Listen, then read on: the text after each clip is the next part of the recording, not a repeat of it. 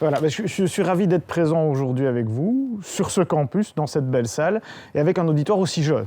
C'est très très bien, parce que ça va vous permettre, l'univers c'est à vous, et il faut faire de la cosmologie tant qu'il est encore temps, et donc c'est très bien que vous démarriez avec la cosmologie.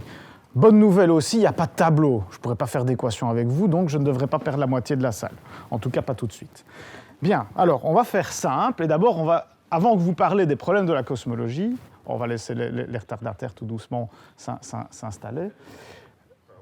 On va rapidement vous expliquer en 2 mots, tout simplement, c'est quoi la cosmologie. Donc, la cosmologie pour les nuls, mais ça c'était un peu peut-être insultant pour vous, pour les novices, pour ceux qui démarrent, c'est quoi la cosmologie? Bien, alors, j'ai pris parti de faire un peu de vocabulaire et de prendre les définitions du Larousse. L'univers, c'est l'ensemble de tout ce qui existe. C'est pas moi qui le dis, c'est le Larousse. Culotté, hein? En astrophysique, ça s'écrit l'univers avec une majuscule. Bon, ce qu'on fait de l'astrophysique, c'est l'univers avec une majuscule. Alors, j'ouvre déjà une première question pour le débat. L'ensemble de tout ce qui existe, ça c'est chouette. Est-ce que le théorème de Pythagore doit être rangé dans la cosmologie? Bon, on verra bien plus tard, mais qu'est-ce que ça veut dire exister, etc. C'est des questions, ça c'est pas pour moi, moi je suis que physicien. Alors comme je suis que physicien, la cosmologie et l'univers, en fait, l'ensemble de tout ce qui existe, pour un physicien, c'est simple. Ce qui existe, c'est ce qui est mesurable. C'est ce qui est détectable. Ce sur quoi on peut faire des expériences. Et par exemple, en cosmologie, la théorie mathématique qu'il y a derrière, c'est la théorie de la relativité générale. Et la relativité générale, c'est en fait une théorie de géométrie.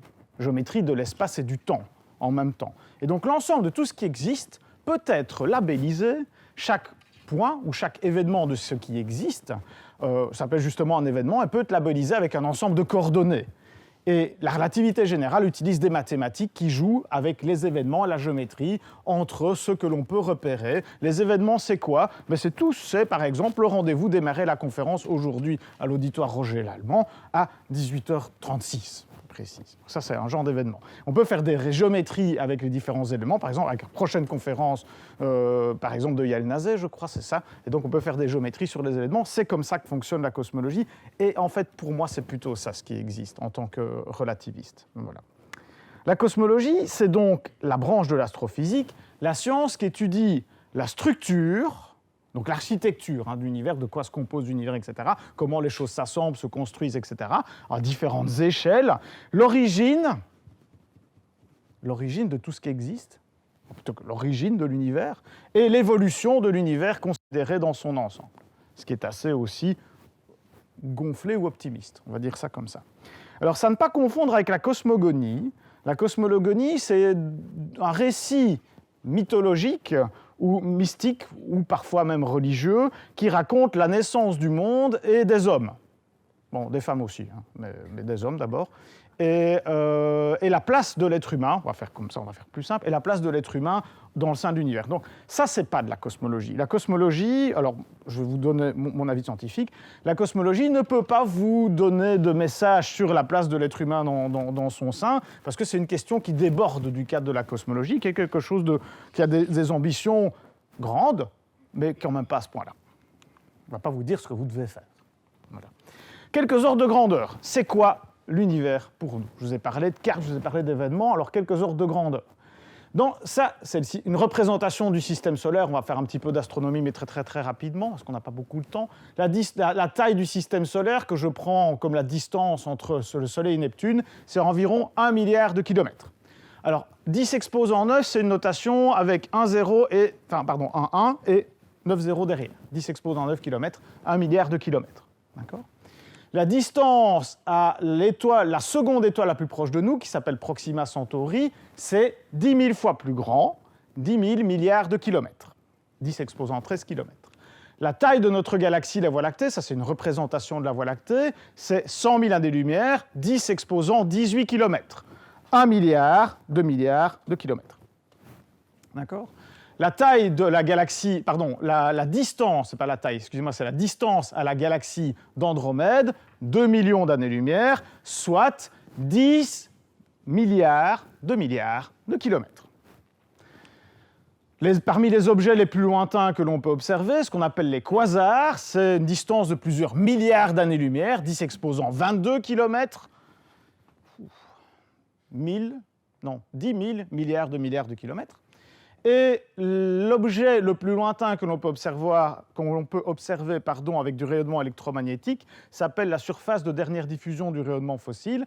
En gros, c'est la distance parcourue par ce rayonnement qui est représenté sur une carte ici. C'est 10 exposant 23 km, soit environ 10 milliards d'années-lumière. C'est une structure, c'est une image d'un instantané de l'univers tel qu'il était il y a 10 milliards d'années. Voilà de quoi on parle. L'univers, la taille de l'univers observable.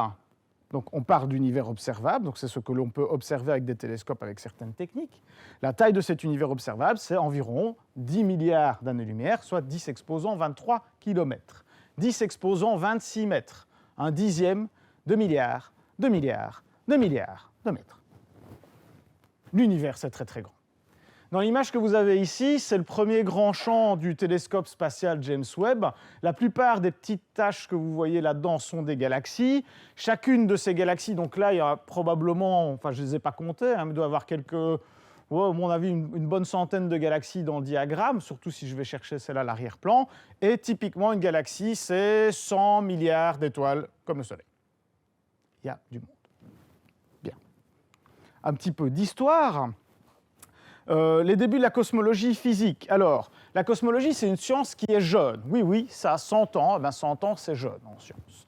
La relativité, alors la cosmologie physique. Donc, la cosmologie physique, c'est vraiment avoir des lois de la physique qui nous permettent d'appréhender l'univers dans son ensemble. C'est possible à partir de la relativité générale d'Einstein en 1916. Alors, c'est une théorie qui est magnifique et elle conçoit l'univers comme étant un espace-temps, avec une géométrie courbe. Donc la géométrie n'est pas celle d'Euclide que vous apprenez à l'école, avec la somme des angles intérieurs des triangles, etc. Je ne vais pas vous faire un cours de maths. Mais d'un côté, elle appréhende cet espace-temps, qui est une structure mathématique, avec une géométrie qui n'est pas triviale, qui n'est pas simple, et un contenu. Il faut trouver le contenant et le contenu. Les équations d'Einstein, alors la cosmologie est l'outil mathématique fondamental, ce qu'on appelle les équations d'Einstein. Les équations d'Einstein, c'est un monument de la pensée humaine. Si un jour vous avez de la chance d'avoir cours de relativité avec moi, je vous expliquerai ça.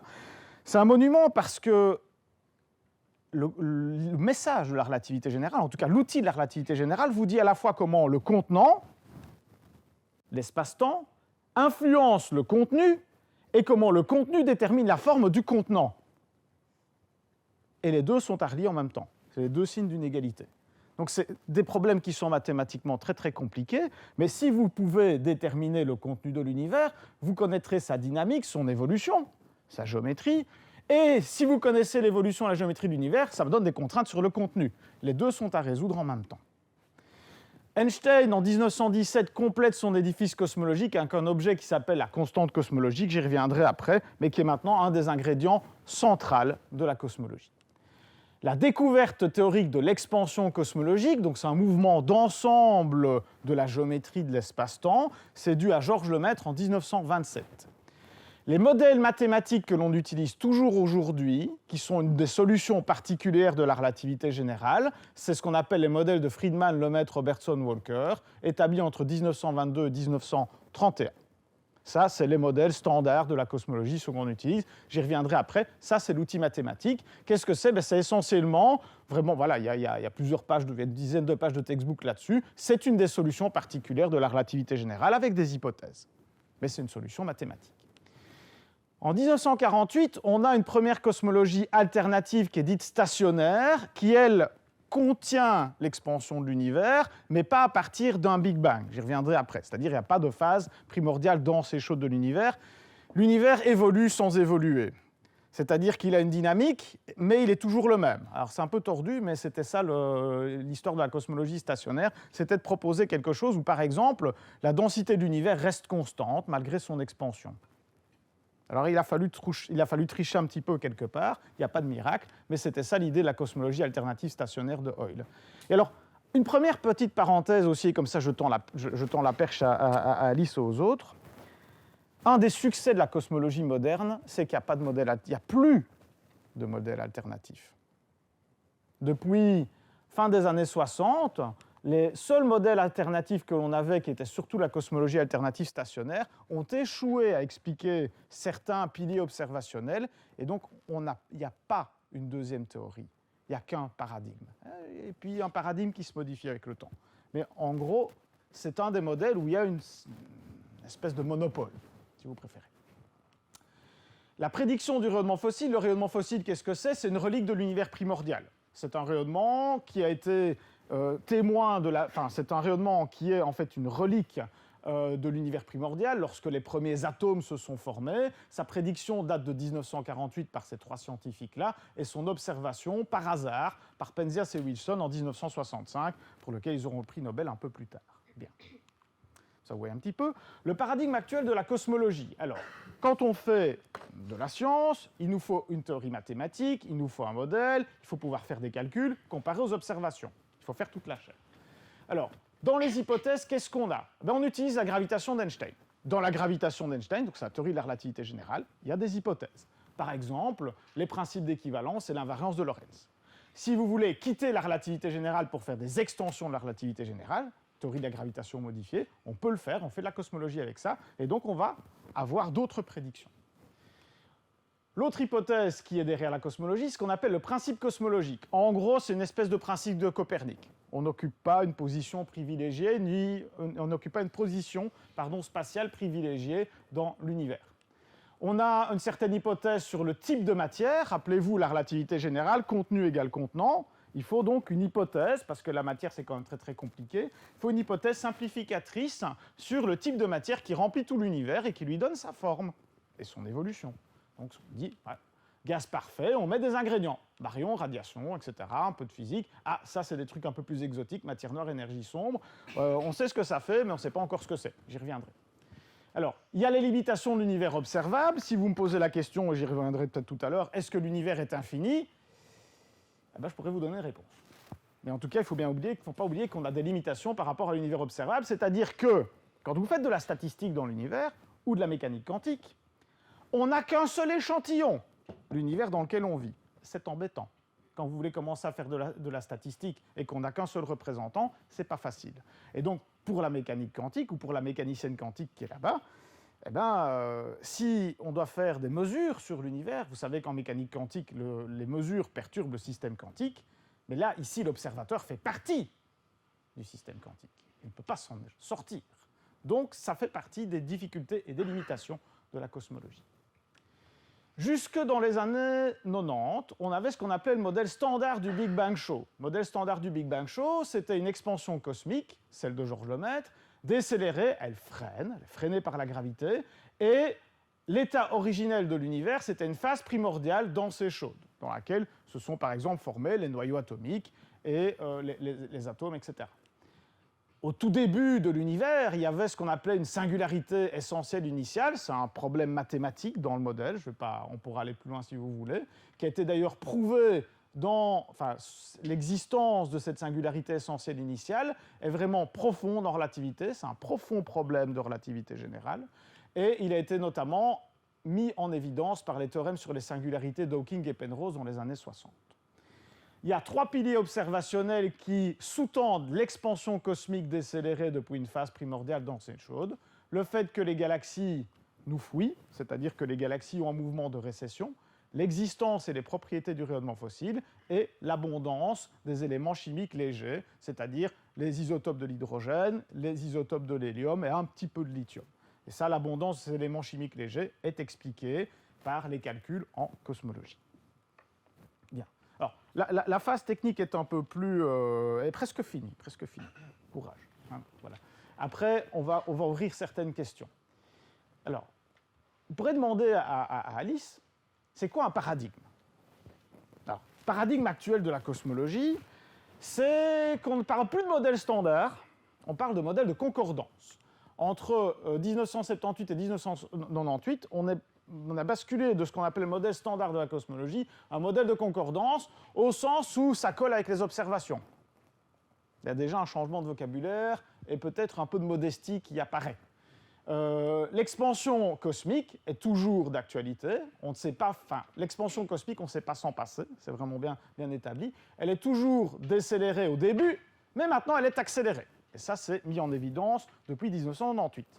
Il y a toujours une phase primordiale dense et chaude, parce qu'il faut expliquer le rayonnement fossile, il faut former des atomes, il faut former des particules élémentaires. On a besoin d'une phase primordiale dense et chaude. On rajoute à ça un autre ingrédient qui est une phase d'inflation. D'ailleurs, ça, c'est une invention locale, puisque ça a été inventé par Braut, Engler et Gunzig fin des années 70, et puis repris par Alan Guth et André Linde, etc., dans le début des années 80. C'est une phase d'expansion extrêmement forte au tout début de l'univers qui permet de résoudre différents problèmes de la cosmologie. Alors la cosmologie, rappelez-vous, espace-temps, c'est le contenant. Il y a le contenu, le type de matière. Si je connais le contenu, je sais dire comment évolue le contenant. Eh bien, le contenu, on est mal. Voilà, après un siècle de recherche en cosmologie, tout ce que vous avez appris à l'école, tout ce qui est le contenu, tout ce que vous fréquentez d'ailleurs la plupart du temps dans votre vie de tous les jours, les atomes, la matière standard, les particules élémentaires et même les autres, c'est 5% du contenu énergétique de l'univers aujourd'hui. Le reste, alors comment obtient-on ça? Ben ça, j'aurai l'occasion peut-être de vous en parler un petit peu après. Le reste, ce qui est déduit du modèle, c'est que l'univers est majoritairement fait, alors majoritairement, ça veut dire à 95%, il est majoritairement fait de contenus qui ne sont pas de la matière que nous fréquentons tous les jours. Ce n'est pas des éléments chimiques du tableau de Mendeleïev, ce n'est pas des particules élémentaires que l'on connaît, c'est de la matière noire à concurrence de 26% et de l'énergie sombre à concurrence de 69%. On sait comment sait-on ça, ça on aura l'occasion d'y revenir, etc. Qu'est-ce que ça fait, etc. Qu'est-ce que ça veut dire, mais retenez quelque chose, ces contenants-là, matière noire, énergie sombre, c'est invisible. C'est-à-dire ça n'interagit pas avec les photons, la lumière, etc. Ça n'est pas observable avec de la lumière. Et pourtant, on sait déduire l'existence. Alors, évidemment, on ne fait pas de physique sérieuse sans avoir de prix Nobel associés. Hein. Il faut quand même un peu récompenser les huiles et les pontes. En 1978, Penzias et Wilson reçoivent le prix Nobel pour la découverte du rayonnement fossile.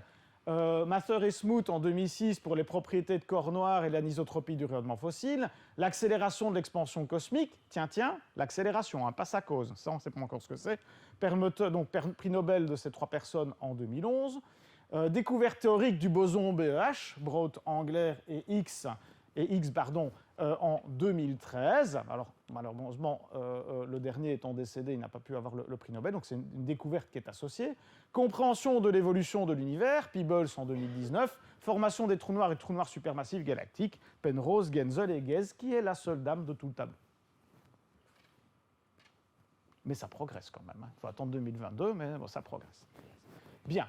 Eh bien, on peut déjà faire un premier point ici, puisque le modèle cosmologique fait poser des questions. Alors, je vous présente le slide, et puis je crois qu'on pourra peut-être faire voir un petit peu si Alice veut intervenir. C'est quoi le Big Bang? On a tous entendu parler de ça, c'est rentré dans le langage courant. À la limite, à la base, le Big Bang, c'est une blague. Le détracteur, un des principaux détracteurs de la cosmologie, Fred Hoyle, qui était l'astrophysicien britannique, qui n'avait pas sa langue dans sa poche et qui était un sacré coco avec un sacré caractère, se moquait des modèles standards de la cosmologie en les appelant les modèles du grand pan, le Big Bang. Eh bien, c'est resté. Et d'ailleurs, à la base, le terme a été sorti par Fred Hoyle dans une émission de vulgarisation scientifique dans la BBC dans les années 50, qui a été très, très, très populaire, et donc ça a popularisé le terme. Bien. Alors, c'est quoi le Big Bang? Le Big Bang, c'est vraiment, désigne en fait cet instant que vous voyez ici, la courbe qui est en bleu.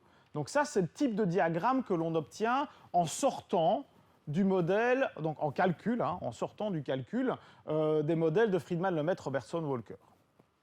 On obtient des courbes. C'est des solutions de la relativité générale. Ces courbes-là donnent en gros la taille de l'univers observable en fonction du temps. Dans une théorie de Big Bang, donc vous voyez que cette taille, entre guillemets, la taille ou la distance entre n'importe quel point dans l'univers, elle augmente au cours du temps, c'est l'expansion cosmologique. Cette expansion, elle a une courbure tournée vers le bas, elle freine, c'est l'expansion décélérée. Dans la plupart des modèles cosmologiques, il y a un temps où la taille de tous les points dans l'univers, je reviendrai après parce que je vais faire exprès de faire des fautes, comme ça vous me reprendrez après, la taille de tous les points dans l'univers est rigoureusement nulle, et la pente ici, donc le taux d'expansion de l'univers, est rigoureusement infini. Ça, c'est ce qu'on a appelé, enfin c'est ce que Fred Hoyle a appelé le Big Bang. Ça, c'est ce qu'on appelle une singularité. Quand vous allez regarder évidemment là-dedans, ici, je ne sais plus faire de physique, c'est vraiment la limitation du modèle. Les quantités dans le modèle deviennent infinies, les prédictions ne sont plus valables, et je ne sais même pas faire de géométrie puisque la taille spatiale de l'univers est rigoureusement nulle. C'est la limite du modèle. Alors la véritable question, c'est de savoir, bon, ok, si c'est la limite du modèle, où est-ce que je me suis trompé? Donc c'est comment peut-on aller plus loin? Donc cette singularité physique géométrique, elle est indépendante des hypothèses du principe cosmologique, le principe copernicien. C'est vraiment central dans la relativité générale, c'est relié au théorème d'Hawking, c'est relié au type de matière qu'il y a dans l'univers. D'accord? C'est vraiment savoir, conditions d'énergie forte, etc., savoir ce qu'il y a dedans. Alors, vous avez sans doute, peut-être, j'espère pour vous, que vous n'avez pas acheté de très mauvais bouquins. Il y a quelques années, il y a un très mauvais bouquin qui est sorti. Pourtant, je suis un éditeur français très, très connu, avec deux frères jumeaux qui ne sont malheureusement plus là. Qu'y avait-il avant le Big Bang? C'est toujours bien rigolé, etc. Alors, en fait, si vous avez acheté le bouquin, ben, j'espère qu'il vous sert bien pour tenir votre laptop ou pour vous chauffer l'hiver. Parce qu'en fait, la question est très mal posée. Au sens du modèle, moi je vais vous donner une réponse au sens du modèle. Le Big Bang, c'est la singularité du modèle. Au sens du modèle, il n'y a rien qui est défini avant, point. Donc s'il y a un Big Bang, il n'y a pas d'avant. Dans le modèle, le Big Bang, c'est la limitation, c'est le commencement du modèle. Avec toutes les limitations, puisque c'est un problème du modèle, il y a des limitations qui vont avec. Donc s'il y a un Big Bang, il n'y a pas d'avant. Ben, s'il y a un Big Bang, s'il n'y a pas de Big Bang, on peut avoir de l'avant. Donc il faudrait savoir. C'est soit avant, soit le Big Bang. Ce n'est pas les deux. Voilà, il faut le savoir. Bon. Donc ça veut dire que si on veut changer cette singularité initiale, il faut ajouter de la nouvelle physique dans le corps de la cosmologie, et notamment rajouter des éléments comme de la gravité quantique, de la gravitation répulsive, une extension de la relativité générale, etc. Et ça, ce sont des domaines de recherche. Vous en trouverez d'ailleurs si vous faites à l'ULB, j'ai des collègues qui travaillent là-dessus, etc. Ça fait partie des choses pour essayer de dépasser cette limitation de l'univers observable. Vous avez peut-être entendu parler de la limite de Planck, du mur de Planck. Alors ça, c'est encore plus foutage de gueule, mais je garderai ça pour plus tard. Voilà. Est-ce que tu veux... Je pense que c'est mieux qu'on garde ça pour la fin, parce que sinon je pense qu'on ne peut pas être dans les temps. Ça va. Désolé, donc je vais essayer de pas trop dégénérer non plus. Bien. Donc, alors, je vais quand même dire un mot sur le mur de Planck. On entend souvent, alors c'est toujours dans le même genre de mauvais bouquins, mais l'expression, c'est de notre faute. L'expression mur de Planck, ça fait partie des nombreuses expressions malheureuses que la physique théorique utilise pour sa propagande. Et le mur de Planck, c'est en gros une limite qui est bidouillée avec les constantes fondamentales de la physique, G, H bar et C, pour essayer de donner un ordre de grandeur de la limitation des modèles quantiques et relativité générale. Donc vous bidouillez ça, etc., c'est mignon, mais ça ne va pas beaucoup plus loin, hein, ça prend deux lignes en démonstration mathématique, c'est pas très évolué, et ça donne un ordre de grandeur d'où devrait s'arrêter la description due à la relativité générale, et où commence la relativité quantique. Alors, on va prendre un peu de recul. Ce que l'on veut dire, ce que je veux attirer votre attention ici, c'est l'extrapolation extrême des lois de la physique que l'on prend en remontant le passé. Jusqu'où les lois de la physique que nous connaissons, jusqu'à quelle énergie, parce qu'au plus vous remontez dans le cours du temps, au plus l'énergie est importante, au plus la densité est importante, jusqu'où ces lois de la physique sont-elles valables? La question du mur de Planck et de la limite de Planck, c'est ça. Jusqu'où pouvons-nous extrapoler les modèles? La limite de Planck, si vous entendez parler, vous allez taper mur de Planck, etc., vous allez tomber sur un tas de trucs sur Internet, et vous verrez que c'est un chiffre aussi avec beaucoup de zéros. 10 exposant 19 GeV ou 10 exposant moins 43 secondes, c'est un chiffre astronomique. Et donc là aussi, ça pose la question, jusqu'où peut-on extrapoler des théories physiques qui sont très bien validées, mais pas du tout dans ce domaine-là. Donc ça pose une question. Alors, il y a du pour et du contre. Hein. Ne jetez pas le bébé avec l'eau du bain, pas encore. La question qui valait pour le passé vaut aussi pour le futur. La cosmologie est une théorie déterministe. Il y a ce qu'on appelle des équations différentielles. Si vous connaissez les conditions des équations différentielles, vous pouvez ce qu'on appelle intégrer et prédire, au sens de la science, bien sûr, pas au sens de Madame Irma, mais on peut donner une extrapolation dans le futur et donner un horizon temporel ou un destin de l'univers, etc. Et donc, c'est aussi quelque chose que vous rencontrez dans le discours sur la cosmologie, quel est le destin pour l'univers au sens du modèle cosmologique. N'oubliez pas ça, c'est au sens du modèle cosmologique. Donc là, c'est le même problème que l'extrapolation dans le passé, c'est qu'on extrapole les lois de la physique et les résultats de la cosmologie à des échelles énormes dans le futur. Alors, ça veut dire que vous devez avoir une confiance et une grande connaissance complète du contenu en matière et énergie dans le cosmos. Alors, je vais vous raconter une première petite histoire. Ou repli à courbe verte. Donc ça, c'est toujours les modèles d'univers qui sortent. Donc ça, ce sont des solutions des modèles de Friedmann-Lemaitre, etc. Donc c'est des équations mathématiques, etc. Ça vous donne l'évolution des propriétés de l'univers, que vous pouvez donc extrapoler dans le temps et voir ce qui nous attend. Ah ah. Alors, il y avait plusieurs types de scénarios sur la fin de l'univers. Soit l'expansion de l'univers était éternelle, ne s'arrêtait jamais, et donc on s'attend, le destin de l'univers, c'est un grand refroidissement, etc., une entropie qui augmente, on ne sait plus utiliser l'énergie, c'est le grand froid, le big chill. Ou alors l'expansion, suivant certains paramètres cosmologiques, donc suivant le contenu en énergie en matière de l'univers, l'expansion qui est ici finit par s'arrêter, et puis elle se renverse, et on va vers un big crunch, qui éventuellement rebondit, c'est un grand rebond. Alors tout ça, toutes ces limites-là, ce sont en fait des choses que les cosmologistes ont données, qui sont des extrapolations des modèles, et qui sont des termes qui sont passés dans le langage courant. Alors il y a des choses qui sont rigolotes. Alors, par exemple, donc c'est des cassandres cosmologiques. Quand vous lisez un peu de science, etc., il faut donner un peu de suspense. Donc on a habillé ça avec des grands termes. Il y avait Big Bang. Eh bien, un Big Crunch, c'est l'inverse du Big Bang. C'est tout qui se racrapote pour retrouver ici une singularité essentielle. Le Big Chill, le Big Bounce, donc c'est le grand rebond, le Big Rip, le Big Boogie. Celle-là, c'est une qu'on a inventée avec une de mes collègues. On a fait des modèles d'univers particuliers qui sont en fait des modèles oscillants. Et en fait, pour le biologiste qui est là-dedans, derrière, c'est des modèles propres-prédateurs qui sont derrière. Voilà. On a fait le Big Boogie. Nous aussi, on voulait notre destin de l'univers. Pourquoi pas, c'est vrai, nous aussi, on y a droit. Et donc, on a inventé notre propre destin de l'univers, etc. Il y a le Big Ben, ça, c'est le nom est libre pour la cosmologie, donc inventer un destin de l'univers, et allez-y. Voilà. Alors, ici, je vais faire une petite observation qui est la suivante, c'est que cette extrapolation-là, elle se base sur ce que nous connaissons des lois de la physique, bien entendu. Et en fait, si vous regardez l'histoire de la cosmologie, avant 1998, donc 1998, c'est la découverte de l'accélération de l'expansion cosmologique.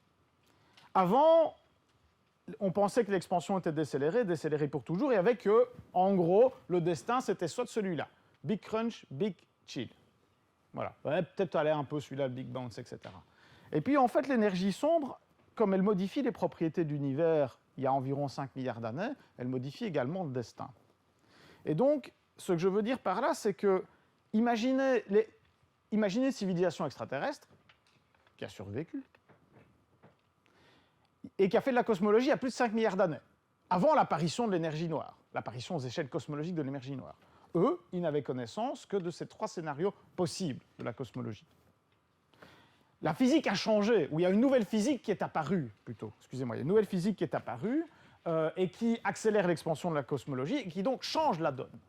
Est-ce qu'on connaît la physique aux basses énergies? Et est-ce qu'on peut se dire que dans 10 milliards d'années, il n'y a pas qu'une autre transition de phase qui va arriver, qui va changer le destin de l'univers? Est-ce qu'on connaît suffisamment bien cette physique-là? La réponse, ben voilà, la question est ouverte, et donc elle est reliée aussi. Est-ce qu'on peut extrapoler dans le futur, sur base de ce que nous connaissons, et jusqu'où peut-on le faire? Voilà. Donc ça, c'est le premier élément. Et alors, le Big Rip, c'est un scénario de fin de l'univers qui est associé à cette histoire d'énergie sombre. Bien. Alors, ici, je vais juste ouvrir le sujet. Oui. Pardon. Ça vous fait une petite pause. Alors, ici, je vais vous parler d'un autre sujet. Je vais simplement l'ouvrir et puis je pense qu'on pourra ouvrir le débat avec ça. Alors, je vais vous montrer cette slide-ci. Ça, c'est tiré des archives Georges Lemaître à l'UCL. Ce dessin n'est pas daté, mais on a une estimation de date, c'est probablement aux alentours entre 1925 et 1927. C'est les tout premières solutions de la relativité générale dans les modèles de Friedmann-Lemaitre, c'est les tout premiers modèles d'univers, et calculés sur papier millimétré, s'il vous plaît. Donc c'est l'équivalent, maintenant on ferait ça sur ordinateur, etc. Mais c'est les solutions calculées à partir des équations des cosmologies. Ça, c'est fait par Lemaître. Et en fait, ce que vous voyez, c'est qu'il y a différents paramètres ici qui régissent l'expansion de l'univers. Là, on a un univers, par exemple, qui finit avec un taux d'expansion nul. Là, la vitesse de libération, là, des univers accélérés, là, des univers avec Big Crunch. Et en fait, quand vous remontez le cours du temps, tous ces modèles d'univers convergent vers le Big Bang. Ça, c'est une propriété tout à fait particulière de cette famille de solutions des modèles de Friedmann-Lemaitre. La difficulté, c'est que, donc, au plus vous remontez le cours du temps, au plus les modèles d'univers sont semblables. Et ça va donner un problème, enfin, ça va donner une propriété tout à fait peut-être remarquable, oui, ou en tout cas tout à fait singulière, tout à fait particulière des modèles d'univers. C'est qu'en gros, les modèles d'univers sont, à cause de cette singularité initiale, sont très sensibles à une perturbation des conditions initiales et des paramètres cosmologiques. On a un univers qui est très susceptible. Par exemple, je vous donne l'exemple qui est ici, si je prends un des paramètres cosmologiques qui s'appelle la courbure de l'univers et je le fais varier lorsque l'univers a 1 an, donc je prends l'univers à 1 an, je joue au cosmologiste divin, lorsque l'univers a 1 an, je décide de varier les paramètres de l'univers, la courbure de l'univers, d'une part pour 100 millions. C'est en relatif, une part pour 100 millions, c'est très très peu. Une part pour 100 millions, eh bien voilà les résultats. Ça, c'est notre univers. Si je vais un petit peu, je tape un peu au-dessus, je tape un peu en dessous, suivant ce que j'ajuste. J'ai soit un univers qui serait trop jeune aujourd'hui et donc qui n'a pas eu l'occasion de former des étoiles et des éléments chimiques lourds, et donc on ne serait pas là pour en parler. Soit on aura un univers qui sera en contraction aujourd'hui et on n'aurait pas le temps de parler longtemps. Voilà, donc ça risquerait, en tout cas l'univers serait très différent de ce qu'on voit aussi. Si je vais même un tout petit peu plus fort, l'âge de l'univers c'est inférieur à 3 milliards d'années avant d'avoir un Big Crunch, et là c'est la fin des haricots, on ne serait même pas là pour en parler, puisque l'âge de la Terre est estimé à il y a 4 milliards d'années, donc rapporté à l'âge de l'univers, c'est en gros environ 10 milliards d'années après le Big Bang, pour autant que le Big Bang ait eu lieu. Voilà. Donc, la difficulté de ça, c'est un premier exemple de problème d'ajustement fin en cosmologie, et il y en a plusieurs. Je ne vais pas rentrer dans le détail, on pourra y aller. Enfin, je vais vous donner d'autres petits exemples, on va pouvoir détailler ça par la suite. Autre exemple, la sensibilité de l'âge de l'univers. Cette fois-ci, je ne touche pas au paramètre de courbure, je touche à un autre paramètre qui est le taux d'expansion de l'univers. Avant, j'y avais touché en 1 seconde. Là, je vais varier le taux d'expansion en 1/10 de seconde après le Big Bang. Ça veut dire quoi après le Big Bang? Je prends mon modèle, il y a un début, même s'il est problématique, et puis je me mets 1/10 de seconde après, et puis je fais varier mes paramètres cosmologiques. Donc je reste dans le cadre du modèle. Si je fais varier, vous voyez ici, l'échelle là, c'est 1 part pour 1 million. Et voilà l'âge de l'univers qui varie. Donc l'âge de l'univers aujourd'hui, si je fais varier le taux d'expansion d'1 part pour 1 million, lorsque l'univers avait 1/10 de seconde. Alors soit, s'il est trop faible, j'ai des étoiles qui sont trop âgées et l'univers est majoritairement composé de fer. Ça serait très différent de ce que l'on connaît. Ça, c'est l'univers réel. Ou si je le fais varier trop par là, on a un univers qui est trop jeune et je ne forme pas de planète comme la Terre. Donc on ne serait pas là pour en parler. Bien. Alors il y en a plein des comme ça, sur les constantes fondamentales, sur les paramètres cosmologiques, etc., mais qui sont reliés vraiment à la sensibilité du modèle, de ces modèles, à singularité initiale. Un autre problème, c'est la constante cosmologique. La constante cosmologique, c'est une grandeur de la physique prédite par Einstein. Son unité, c'est l'inverse d'une surface. Et puis, c'est un tout petit nombre, 10 exposant moins 52. Voilà. Bon. Alors, ça dépend du système d'unité, mais c'est 0,000520 et un 1. Voilà. Eh bien, si je fais varier, si la constante cosmologique, si je rajoutais un petit 0 parmi ces 50, ou si j'en enlevais un, eh bien, j'aurais un univers qui serait complètement différent de ce qu'on connaît aujourd'hui. Par exemple, si la constante cosmologique était un tout petit peu plus haut, un facteur 10 plus haut, donc si je mettais un 0 en plus là-dedans, si j'enlevais un 0 en plus là-dedans, il n'y aurait même pas eu de formation des galaxies. Si elle était un peu plus faible, j'aurais toujours pas vu l'expansion de l'univers accélérée, et ça aurait posé des problèmes pour la formation des galaxies. Etc., etc., etc. Il y a plein de problèmes en cosmologie sur les problèmes d'ajustement fin, etc., ce qui m'amène au débordement de la cosmologie. Donc ça, c'est vraiment lié aux propriétés des modèles cosmologiques.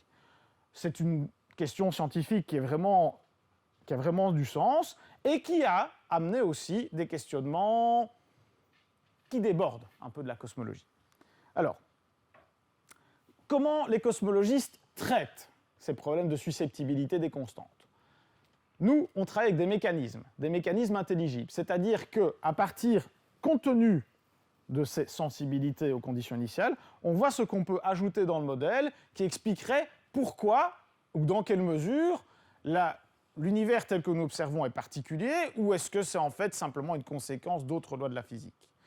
La question qui est posée, la question que se posent les mécanismes, c'est de savoir, si l'univers est aussi particulier, y a-t-il des lois de la physique qu'on a loupées et qui seraient derrière? Donc c'est une question de curiosité. d'ouvrir le champ des possibles pour aller voir s'il n'y a pas de la nouvelle physique derrière cette constatation de la susceptibilité de l'univers. Et donc des modèles des mécanismes comme l'inflation, la quintessence, la variation des constantes fondamentales, etc., sont des extensions de la cosmologie, des questions nouvelles que l'on aborde pour voir si, il n'y a pas d'autres lois de la physique ou s'il n'y a pas d'autres choses qu'il faudrait justement ajouter dans l'univers pour comprendre un peu plus le monde dans lequel nous sommes.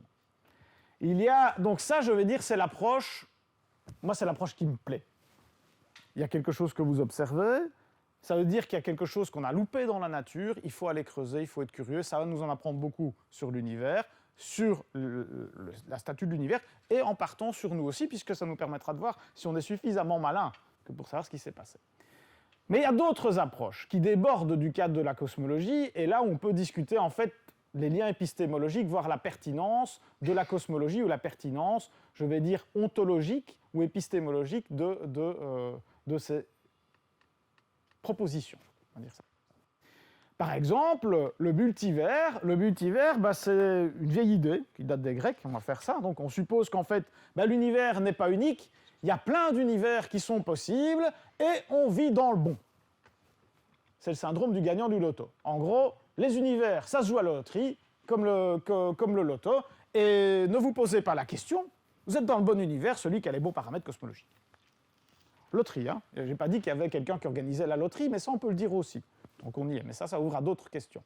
Alors, n'oubliez pas une seule chose dans la loterie, c'est que le problème du gagnant de la loterie, c'est qu'il oublie tous ceux qui ont perdu, parce que pour qu'il y ait un gagnant, il faut qu'il y ait des gens qui perdent. Il faut des gens pour faire la cagnotte que vous allez emporter. Et donc, le problème de la cosmologie avec le multivers, c'est que vous n'avez pas conscience de tous ceux qui ont perdu à la loterie et qui font la cherté de votre prix. Par contre, quand vous jouez au casino, on a peut-être une idée. Alors, il y a d'autres argumentaires qui tournent autour de ce problème d'ajustement des constantes fondamentales et qui vont en fait amener vers le dessin intelligent, et moi je trouve que c'est une pente et une dérive tout à fait dangereuse, et je vais expliquer pourquoi. Alors ça, c'est ce qu'on appelle les principes anthropiques. Donc anthropique, c'est l'homme, hein, pas la femme, encore une fois, pas déconner non plus. Donc c'est la position de l'être humain dans l'univers, et utiliser partir de notre propre existence pour contraindre les modèles cosmologiques. Alors là, par contre, je ne vais pas trop vous en parler, j'aurai l'occasion de revenir. Il y a différents avatars, une gradation dans les principes anthropiques. Celui-là, alors je vous dis mon opinion, et puis bon, vous êtes à l'ULB, vous savez quand même critiquer, etc., il n'y a pas de souci, vous êtes quand même suffisamment bien constitué. Celui-là, pour moi, c'est mouais. Allez, ok, les conditions nécessaires pour l'obtention de la vie, c'est pas très efficace, mais allez, c'est quelque chose qu'on peut encore... Allez, ouais, ok, on peut aller regarder. J'aime pas beaucoup, mais ça va. Principe anthropique fort ou finaliste, ça c'est... donc là, le principe anthropique vous dit que avoir l'existence de la vie ou de la complexité n'est pas chose triviale, et donc amène des contraintes sur les modèles d'univers possibles. Voilà, ouais, on peut aller regarder. Après, quand vous creusez un petit peu, vous constatez qu'il y a d'autres contraintes sur les lois de la physique qui sont beaucoup plus fortes que l'existence de la complexité. Bon, pas inintéressant, mais il y a d'autres choses qui existent pour contraindre l'univers.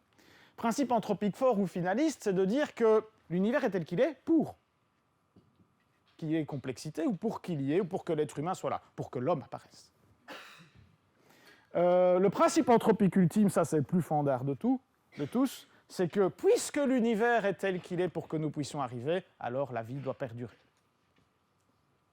Donc ça va aussi jusqu'aux perspectives eschatologiques, c'est-à-dire sur la fin de l'univers, puisque l'univers est fait pour que nous existions, et donc il faut aussi qu'il puisse perdurer. Alors, je vous chambre, hein, je fais volontairement des provocations, etc., pour ouvrir le débat par la suite. Il y a ce que l'homme pense, l'homme, moi, hein, en l'occurrence, il y a ce que le scientifique dit, et il y a ce que je pense, etc., des choses comme ça. Et ça donne bien toute l'articulation qu'il faut avoir entre les aspects techniques et puis ce vers quoi, le cheminement que l'on fait à titre personnel. Bien. Alors j'avais dit que je n'irais pas là-dessus. Voilà. Je ne vais pas vous parler du dessin intelligent non plus. Voilà. Je vais juste vous dire que, pour ma part, donc, ces argumentaires en cosmologie amènent au créationnisme, et par exemple à l'intelligent design, etc., qui pour moi est quelque chose de scientifiquement dangereux, parce qu'en gros, ça vous amène en fait à renoncer à toute forme d'explication raisonnée. Vous prenez ces faits-là comme étant établis, comme étant entre guillemets la meilleure explication, ce qui n'est pas vrai aux sciences scientifiques, mais c'est surtout ça vous empêche de continuer à vous poser des questions sur l'univers, à augmenter votre culture de l'univers, à augmenter votre perception de l'univers. Et toute cette mécanique-là de questionnement de vous-même, de questionnement de l'univers, etc., amène à progresser et à grandir. Alors, accepter l'univers tel qu'il est, sans vouloir chercher à le comprendre, c'est renoncer à toute forme d'explication raisonnée. C'est dangereux. C'est un retour à l'obscurantisme. Il y a aussi la possibilité de diviniser la nature. Une des hypothèses, un des partis pris de la science du XVIIIe siècle, on peut le discuter, mais un des partis pris de la science du XVIIIe siècle, et qui est resté, c'est de renoncer aux explications surnaturelles. Alors, il faut entendre ce qu'on entend par surnaturel, il faut entendre ce qu'on entend par explication, on pourra en parler. Explication au sens scientifique du terme. Bien.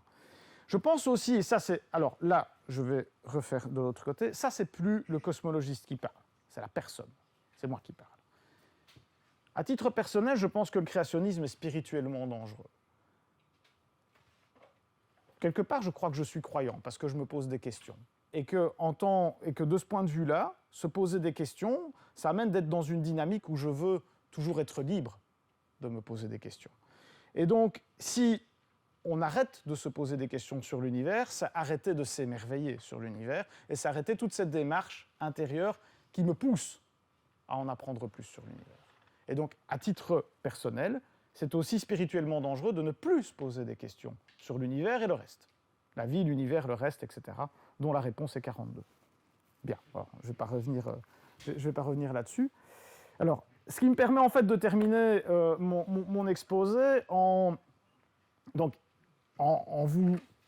Alors, je n'ai pas donné tous les détails, etc., ça sera l'occasion de le faire pendant le débat, mais en vous montrant une position... La cosmologie, elle amène tout un discours sur l'univers, et souvent, on présente la cosmologie, c'est peut-être quelque chose qui est la science qui est la plus proche de la métaphysique ou de la religion.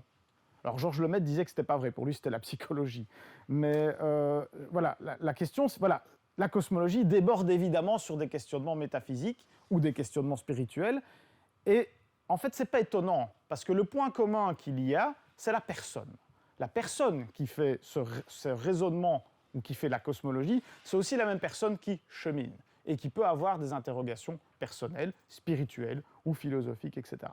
Georges Lemaitre disait ceci, c'est que foi et raison, sans mélange inconvenant, il parle ici du concordisme, ni conflit imaginaire, il parle ici du discordisme, s'unissent dans l'unité de l'activité humaine.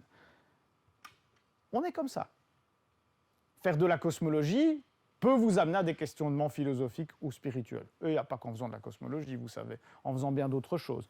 Et je pense que c'est une bonne chose. Il faut, après, il y a des dérives qui sont possibles, il y a des dérapages qui sont possibles, mais c'est la vie. Et on est comme ça. Et vouloir fermer les portes, ça peut être dangereux. Donc il faut savoir bien ouvrir les portes et il va falloir savoir le faire. Pour ma part, et ça c'est ma position toute personnelle, ce n'est pas tellement les réponses, moi, qui m'intéressent. Il y a une citation que j'aime beaucoup d'un rabbin ukrainien qui s'appelle Naman de Braslav, qui disait que ce n'est pas le monde qui est le lieu de la question, c'est la question qui est le lieu du monde. Et avec le temps, moi je trouve que c'est vraiment ce qui est le plus intéressant, c'est cette curiosité qui s'exprime à la fois au travers de la science, ou qui peut s'exprimer par la spiritualité ou le questionnement philosophique, dont le trait d'union, c'est la personne qui le fait, c'est notre curiosité, c'est notre liberté, etc. C'est un moteur. Le doute, au sens scientifique, le doute, ça veut dire poser des questions, avancer, être parfois sûr, parfois douter, parfois progresser, etc., parfois se tromper. Eh bien, le doute, ça fait partie de ce que je suis, de mon caractère. Et c'est une bonne chose. J'ai toute confiance dans le doute, parce que comme ça, je peux douter en toute confiance. Voilà. Je vous remercie pour votre attention.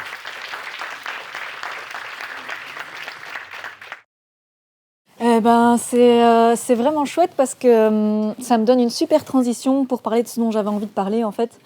Donc, que tu aies parlé du lien entre la religion et la cosmologie. Parce qu'en fait, moi, j'aurais tendance à utiliser ça justement comme contre-argument pour critiquer l'idée qu'il y a un début à l'univers. Parce qu'en fait, on pourrait avoir une approche sociologique et dire, en fait, on a toujours eu l'impression qu'il devait y avoir un début à l'univers, parce qu'en fait, cet argument qu'il y a un début, il vient de la théologie. Et même pas spécialement de la chrétienté, ça remonte à bien avant ça. Dans toutes les civilisations humaines, il y a des mythes fondateurs, cosmogoniques. Mais alors, du coup, ça retombe aussi sur quelque chose que tu as dit au début, qui est l'univers, enfin, qui est en fait que la définition du Larousse te plaît pas trop, du fait de dire que l'univers c'est tout ce qui existe. Sauf qu'en fait, pour moi, il faut faire une distinction entre l'univers physique et l'univers tout court. Et donc, quand on dit l'univers physique, effectivement, c'est que l'espace-temps avec les machins qui sont dans la matière, etc. Mais si on veut vraiment avoir un mot pour désigner tout ce qui existe, tout, y compris ce qui n'est pas physique, éventuellement, hein, par exemple comme les mathématiques, ce que tu disais, ou comme un créateur divin, ou peu importe, tout ce qu'on peut imaginer, on peut très bien utiliser le mot univers, il faut bien un mot pour parler de ça, donc moi ça me convient bien. Et, alors est-ce que c'est encore de la cosmologie ? Alors justement, à mon avis, on peut définir la cosmologie comme on veut, mais alors à ce moment-là, ce n'est pas des physiciens qui vont s'occuper de cette cosmologie-là, c'est plus des philosophes.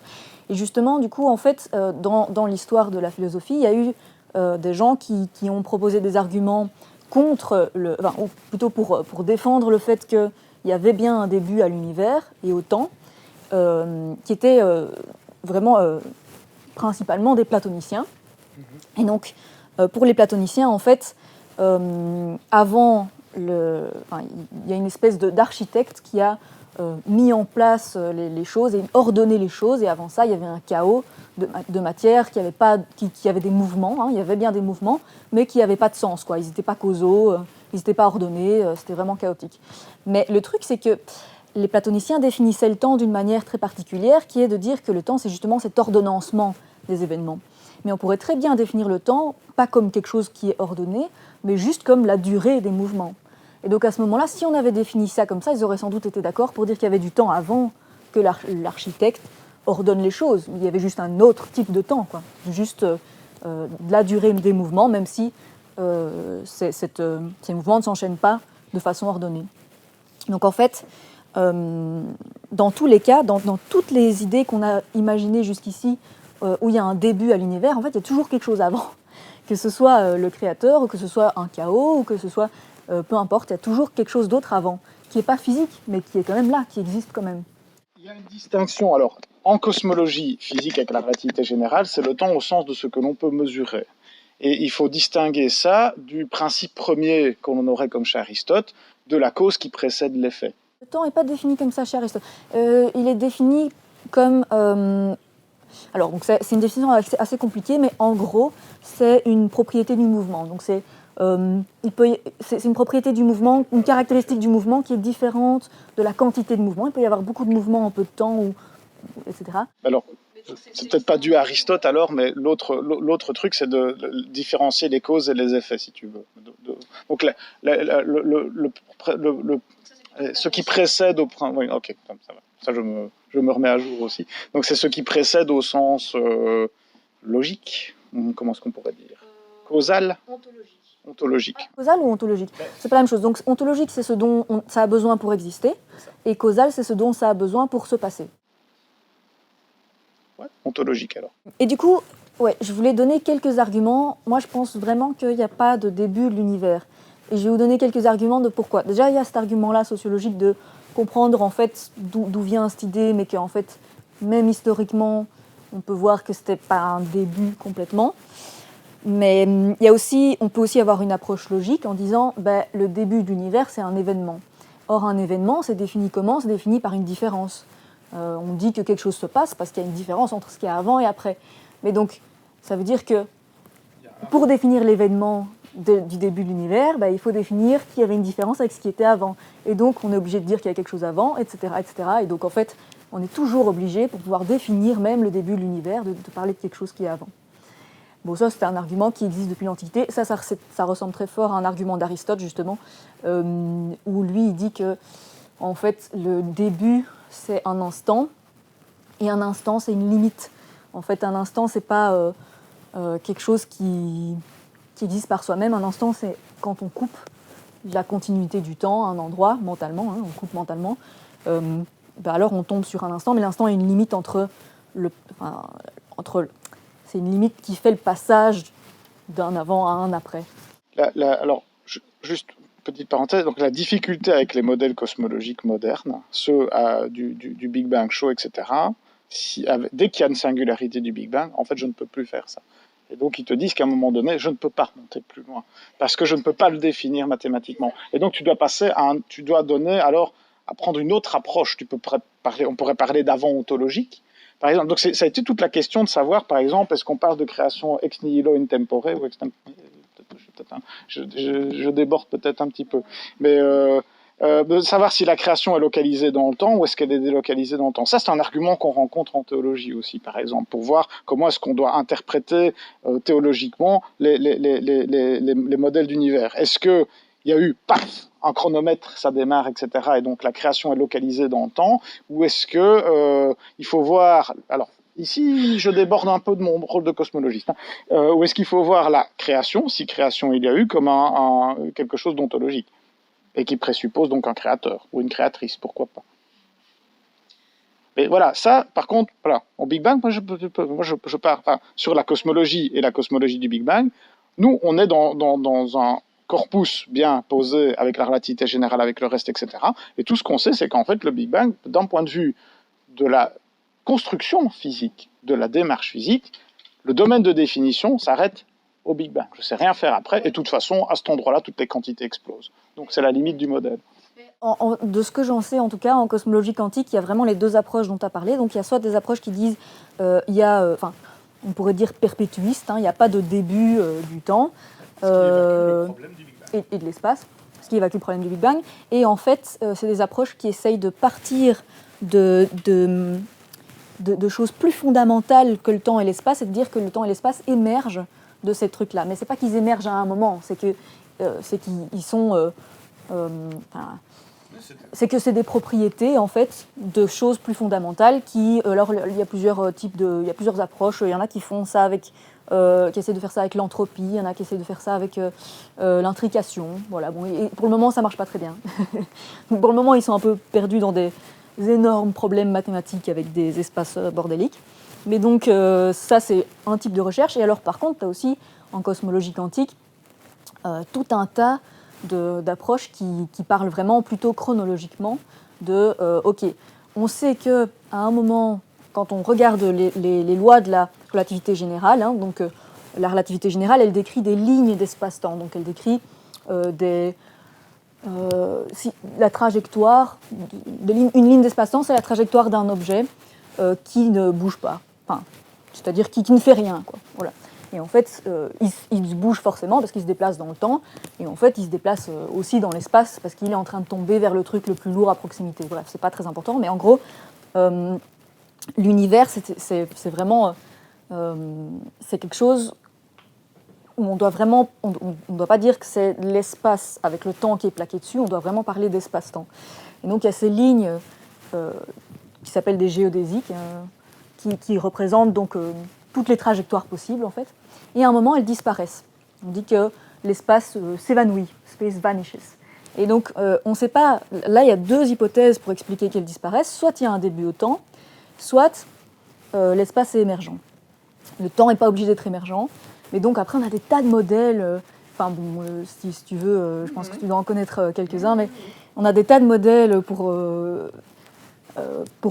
arriver à faire à faire intervenir en fait la physique quantique là-dedans pour expliquer que en fait c'est émergent. Et moi j'ai mon meilleur ami qui fait de la cosmologie quantique qui m'a dit en fait tu sais la singularité du Big Bang c'est un bug, c'est pas un aspect de la théorie de la relativité générale, c'est juste un bug parce que on n'a pas bien décrit ce moment-là et on va le résoudre, quoi. Alors si tu tends la perche là-dessus, je vais justement en profiter pour embrayer. Ce qui est intéressant, c'est que le Big Bang, quand tu prends donc le Big Bang, vous avez bien compris, ça vient de la cosmologie, c'est une limitation du modèle, c'est un problème technique. Donc vous avez bien compris, elle en connaît un rayon. Ce qui est assez amusant, c'est que cet objet-là, depuis Oi Boyle et même Lemaitre, etc., c'est ce problème mathématique-là. Il est utilisé de temps en temps comme argument, par exemple, en faveur de la création d'univers et d'une interprétation littérale, en disant par les croyants, par exemple, c'est la preuve scientifique de l'existence de Dieu. Il y a même eu un problème avec Pie, je ne sais plus lequel, dans les années 50, dans une de ses encycliques, et Georges Lemaitre s'est opposé à ça. Ça a été aussi utilisé par les détracteurs pour dire, ben non, au contraire, il y a un commencement temporel, etc. Donc, oui, par exemple, peut-être cette version, pas une apparition temporelle, etc. La création, c'est autre chose, c'est ontologique, etc. Peu importe. C'est aussi utilisé par les partisans de la gravitation quantique pour dire, il faut qu'on propose quelque chose d'alternative au Big Bang, sinon on va prouver l'existence de Dieu avec le Big Bang. En fait, alors, moi, ma réponse à ça, et franchement elle est claire, c'est que c'est vraiment se prendre vraiment fort la tête parce que c'est plus un problème technique qu'autre chose. Et donc, ça ne doit pas être l'arbre qui cache la forêt. Je veux dire, évidemment, tout le questionnement théologique, religieux, il est pertinent, il a son propre discours, il a son propre cheminement à suivre, etc. Mais la singularité du Big Bang, c'est un problème technique. Et on va le résoudre. Et donc, il ne faut pas lui donner plus d'importance que ce qu'il n'en a vraiment. Effectivement. Parce que là, tous les modèles dont tu parlais, avec la dégénérescence des modèles, là, où il y en a plein de différents qui sont sensibles à toutes petites variations, etc., ça, c'est que des modèles en relativité générale non quantiques. Donc, ça se trouve, en fait, si on arrive à trouver une théorie quantique, une cosmologie quantique, on n'aura plus ces problèmes de plein de modèles qui sont complexes. Ça, c'est un réflexe mécaniste. Trouver d'autres lois. On pourrait faire la loterie. On pourrait dire, t'es dans le bon univers, parce qu'il fallait qu'Alice apparaisse. Oui. Non, mais en fait, ce qu'il y a, c'est que moi, j'ai aucun problème. Toi, tu appelles ça la loterie, moi, j'appellerais ça la contingence. La contingence, c'est quoi? C'est le fait de dire, c'est comme ça. C'est ça. C'est juste de dire, il fallait bien que ce soit d'une façon ou d'une autre, et c'est comme ça, il n'y a pas vraiment à chercher pourquoi. Alors, et là, je vais faire le répondant. Là, je vais faire le répondant de la répondante. On falsifie ça comment? Bon, on ne le falsifie pas, c'est de la philosophie. Ah oui, la philosophie, ça ne se falsifie pas, hein. C'est pas de la science, mais c'est de la logique. Donc je peux pas prouver, donc ton affirmation, je peux pas prouver qu'elle est vraie ou fausse. Non, mais par contre, tu peux la trouver pratique pour comprendre les choses. Et donc une fois que tu es content d'avoir compris, bah moi je trouve que c'est quand même pas mal, quoi. Alors j'avais encore d'autres arguments dont je voulais parler. Il y a un argument qui m'énerve, qui est en fait un argument sophistique en vrai, donc un argument plus rhétorique, mais qui est pas vraiment bien fondé, qui est de dire en fait il y avait un début au temps, mais nous on est incapable de l'imaginer parce que on a toujours pensé dans des termes temporels, on a l'habitude, pardon, vous m'entendez au fond donc on a l'habitude de penser dans le temps, parce que nous on est des êtres qui vivent dans le temps, et donc on est incapable de penser qu'il n'y ait pas de temps, et donc en fait on essaye de contourner ça en disant forcément il n'y a pas de début au temps, il a dû toujours y avoir du temps, parce qu'on n'arrive pas à imaginer autrement. Mais ça c'est vraiment pas stable comme argument à mon avis, parce qu'il y a plein de choses contre-intuitives qu'on n'arrive pas à imaginer et se représenter, et qu'on sait très bien fonctionner avec et travailler avec, surtout en physique. Il y a une énorme quantité de choses qui sont absolument pas représentables mentalement, et qu'on travaille très bien avec, de manière purement conceptuelle, purement logique. Donc ce ne serait pas un frein pour nous. Par contre, le problème de ce genre d'argument, c'est ça va vite mener au fait qu'on puisse justifier n'importe quoi, parce que ouais. On ne peut pas y toucher. Oui, vous n'avez pas l'intuition, donc tout est possible en fait finalement, puisque. Et tout se vaut. Ouais. Et donc on n'aura pas de moyen de différencier ce pourquoi on n'a pas l'intuition et ce qui est vraiment impossible, qui est vraiment pas logique, qui tient pas la route, quoi. Donc c'est quand même important de garder, de dire ok, il y a quand même des choses qui sont fausses, qui tiennent pas la route. Et voilà. Donc je suis contente que tu approuves cet argument. Mais ouais, ça me tient bien à cœur. Et bon, ouais, c'était un peu tous les arguments que je voulais présenter. Alors, j'ai aussi des questions que j'ai notées pendant que tu parlais. J'avais une question. Il n'y avait pas un modèle alternatif qui permettait de se débarrasser de la matière noire et l'énergie noire en changeant les équations? Oui, parce que c'est un peu à la mode, ça, en ce moment, non? J'en ai entendu beaucoup parler. Oui, je suis resté dans le modèle de concordance. Alors, ça on revient un peu donc. Un des principaux des difficultés de la cosmologie moderne, c'est tout ce contenu invisible et ces ingrédients qu'on a dû rajouter.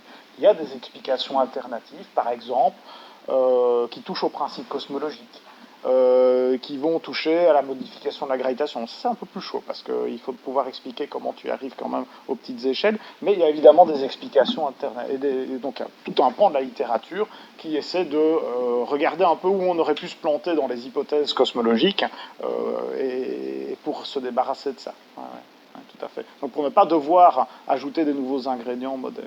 Tout à fait. Moi, j'aimerais dire ça du monde. Enfin, c'est des trucs, c'est des embryons, quoi. C'est pas... Oh non, non, c'est quand même, il y a beaucoup, non, si. Non, non. Après, la difficulté, par exemple, avec les back reactions, donc les effets d'inhomogénéité, etc., c'est que tu dois arriver à expliquer quand même ce qui est largement dominant aujourd'hui à partir d'un petit écart. Et donc, ce sont des effets qui sont techniquement ce qu'on appelle non perturbatifs, puisque ça donne un gros truc à la fin, à partir d'un chouïa au début. Chouïa, tout le monde voit ce que c'est. Un des trucs très grands. Mais voilà. Donc oui, donc ça pose la question aussi, c'est par exemple dans la construction actuelle de la cosmologie, comment approche-t-on ces problèmes qui sont en fait une inadéquation du modèle aux observations. Le modèle était incomplet, on a dû le compléter. Et donc, à quoi est-ce qu'on touche? Et à quoi est-ce qu'on peut toucher ou C'est quand même plutôt au final de le compléter en disant il y a un truc qu'on voit pas mais qui est là. Eh oui. Oui, et puis c'est aussi après un peu gonflé d'aller dire mais c'est ça.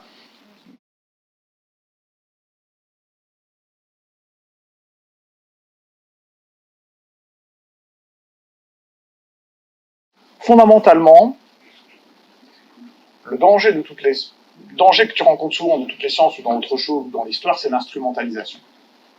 Voilà, c'est de faire dire quelque chose dont la discipline n'a pas vocation à faire.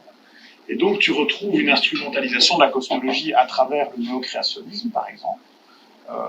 Donc c'est-à-dire vouloir prouver scientifiquement l'existence de Dieu, voilà, avec tous les problèmes, voilà, c'est-à-dire on ne va pas rentrer dans les détails, etc. aussi, mais la science et la théologie sont deux discours très différents et avec des méthodes différentes, etc. Et tout. Donc là, il y a effectivement un danger parce que tu prêtes une capacité à la cosmologie qu'elle ne peut pas faire. C'est une instrumentalisation. Donc je pense un des principaux dangers de la cosmologie, c'est ça. Ça fait vendre des mauvais bouquins. Voilà, c'est clair, mais il n'y a pas que ça. Après, je pense qu'il y a vraiment des questions, parce qu'après, il y a toutes les dérives éventuellement avec du prosélytisme, etc. Je ne veux pas dire, alors, je pense que, comme toute activité humaine, on peut articuler la cosmologie avec un cheminement personnel, qui soit d'ordre philosophique, métaphysique ou religieux, mais la cosmologie n'a pas prétention à vous dire ce qu'il faut croire, ni à vous donner la vérité autre que scientifique. Et une vérité scientifique, c'est quelque chose de dynamique. Alors, tu me demandais quels étaient les différents dangers par rapport à ça, je pense que c'est essentiellement à ça qu'on a posté dans le discours. Tu retrouves en fait une proximité entre la théorie, enfin, tout ce qui est autour de la théorie d'évolution et les problèmes que l'on a autour de la théorie d'évolution, etc., de sa place dans la société, de sa compréhension de la société, etc., tu vas les retrouver en cosmologie. Lisez ceci, ça vient la source est ici. J'ai bien rigolé en lisant le truc. Alors, je vais quand même critiquer un peu l'affaire. Bon, c'est pas une meilleure explication que pas avoir d'explication. Là, il joue dangereusement avec les mots et il traite des caractéristiques.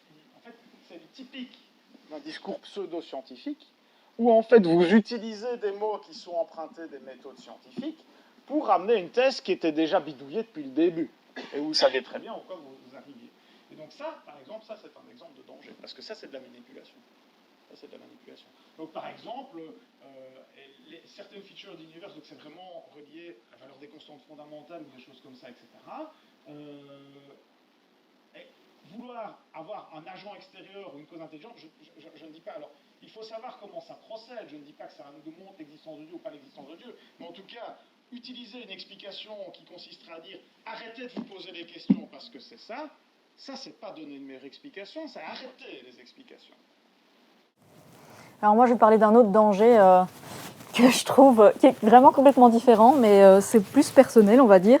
Il y a le danger de la perte de sens, parce que quand on commence à faire de la cosmologie, on se rend compte que en fait, la civilisation va disparaître, et que tout ce qu'on est en train de faire en science va disparaître, et que tout ce qu'on est en train de ressentir va disparaître, et que au final, le temps où il y aura eu de la civilisation et de l'intelligence et de la conscience est tellement ridicule et du coup on peut se dire pourquoi on continue en fait, à quoi ça sert de continuer à faire plein de trucs, à faire je sais pas moi, à chercher à faire la révolution pour que les gens soient heureux, à quoi ça sert qu'ils soient heureux, de toute façon tout ça va disparaître. Et donc je trouve que ça c'est assez difficile en fait comme question, et donc en fait c'est un danger psychologique quoi. C'est un danger de banalisation, en fait, je crois. Parce que là aussi, peut-être, enfin, une des conclusions de la cosmologie, c'est effectivement l'univers n'est peut-être pas toute éternité, et même à des échelles de temps, sans être des échelles de temps cosmologiques, à des échelles de temps, c'est toute la question de la pérennité de la vie, des choses comme ça, etc. Mais je crois qu'il ne faut pas, il faut pas banaliser, comme tu dis, la perte de sens, etc., et se dire, bon, après ça, tout le monde s'en fout, etc. Au contraire, je crois qu'il faut voir de l'autre côté, se dire qu'on a une chance incroyable d'avoir pu faire de la cosmologie, d'avoir compris des choses sur l'univers. Comment sait-on qu'on comprend les choses? Parce que on arrive à reproduire, à expliquer des observations, etc. On a des outils qui nous permettent de dialoguer avec la nature, à travers les expériences, à travers les observations, etc. Et par là, par les résultats qu'on a, voir qu'on a compris quelque chose. Pas tout, mais qu'on a compris quelque chose. Ça veut dire que c'est une approche qui nous grandit, parce qu'on se mesure à l'univers, et l'univers c'est très très grand, qu'on arrive quand même à faire quelque chose. Donc on n'est pas si nul que ça, même si l'univers est très très grand et beaucoup plus intelligent que nous.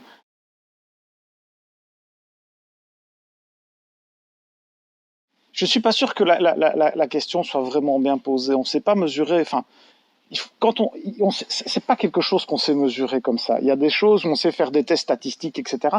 Si je voulais un pourcentage de confiance, je prends la méthode, ok, je dois les statistiques, etc. Je prends mon modèle, je teste les modèles et je vois les pourcentages de véracité au sens des observations que j'ai à ma disposition et qui pourraient peut-être changer et qui étaient peut-être meilleurs il y a 10 milliards d'années si j'avais fait de la cosmologie il y a 10 milliards d'années. Donc, c'est une question qui est difficile. Parce que, et je ne suis pas sûr qu'il faut vouloir absolument un pourcentage à 2 chiffres, etc., pour être convaincu au sens de la science. Hein. Donc, c'est pas de la conviction, c'est convaincu au sens de la science. Donc, il y a toujours une part d'incertitude. C'est pas tellement le résultat, encore une fois, qui compte. C'est surtout le cheminement qui amène à ça. Parce qu'encore une fois, hein, c'est pas la première fois qu'il y a des changements de paradigme en science et des changements dans le modèle. Et pourtant, les gens étaient de bonne volonté avant. Mais il faudra expliquer après pourquoi les gens s'étaient trompés ou dans quelle mesure ils s'étaient trompés. Au final, c'est surtout ce que l'on fait avec ces résultats-là et la manière dont nous progressons qui est intéressante. Donc, je crois que j'arrive bien à vivre en me disant que bon, le problème du Big Bang, il est là, il va falloir quelques années avant de le résoudre, etc. Et puis on verra ce qu'on va faire avec. Parce que je me dis qu'en fait, continuer à se poser des questions là-dessus, ça me fait grandir. Et moi, j'en ai besoin. Mais bon, voilà. Ouais, il y a quand même moyen d'approcher, c'est-à-dire il y a quand même moyen de s'améliorer en étudiant des systèmes qu'on peut observer, par exemple en montant à des très hautes énergies. En fait, la physique, la relativité générale, c'est une physique des basses énergies. Donc quand il n'y a pas grand-chose et quand je sais pas, c'est pas très accéléré, voilà. Mais donc au tout début de l'univers, on sait que c'était des plus hautes énergies et on peut approcher ça en construisant des machines qui amènent la matière à des très hautes énergies, en les accélérant très très fort. Ou alors, si on arrive un jour à voyager suffisamment facilement pour aller observer un peu les trous noirs d'un peu plus près, il y a des tas de trucs quand même qui pourraient nous renseigner, mais on ne sait pas si on aura un jour les moyens techniques d'y arriver. Mais c'est pas non plus qu'une question philosophique, il y a aussi des choses qui peuvent nous rapprocher quand même, non? Oui, après, c'est toute la question des progrès des sciences. Vous allez progressé, par exemple, sur les barres d'erreur du modèle. Elles vont commencer à se rétrécir jusqu'à ce qu'un nouvel élément arrive si on continue cette démarche de dialogue avec la nature, un nouvel élément pourra arriver qui amènera à reconsidérer le modèle dans une certaine limite, etc. Toute la construction des sciences est dynamique. Et je pense que c'est bien mieux comme ça. Parce que ça nous tire vers le haut. Mais après, ce que tu cherches dans la science, ce que cherchent la plupart des gens dans la science, c'est à comprendre des trucs, c'est pas à imposer une vision, quoi.